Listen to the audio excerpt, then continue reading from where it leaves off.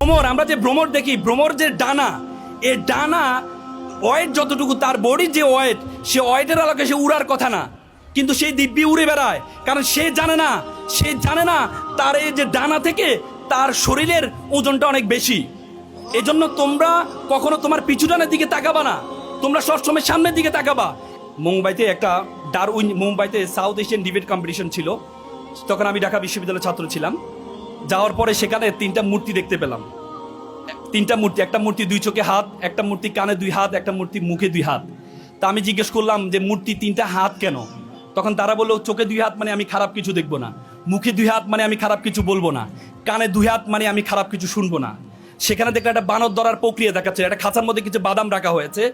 বানর আবার বাদাম খুব পছন্দ করে, সেই বানর যখন বাদামটা নিতে যায় তখন তার হাতটা বড় হয়ে যায়, সে চাইলে এখান থেকে বের করতে পারে না, সে হাতটা বের করতে পারে না, সেই হাতটা আটকে যায়।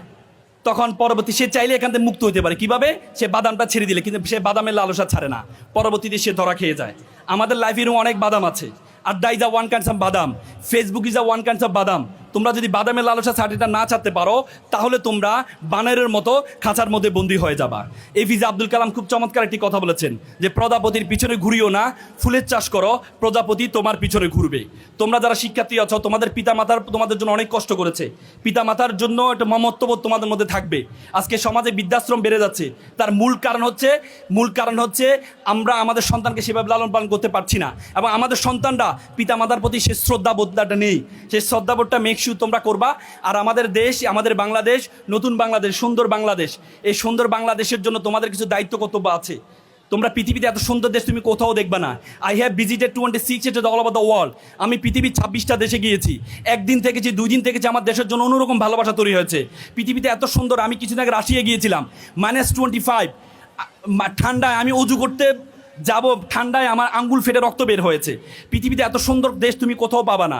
জন অফ কেনেডি বলেছে, you don't ask what country can do for you, you can ask you can do for you country.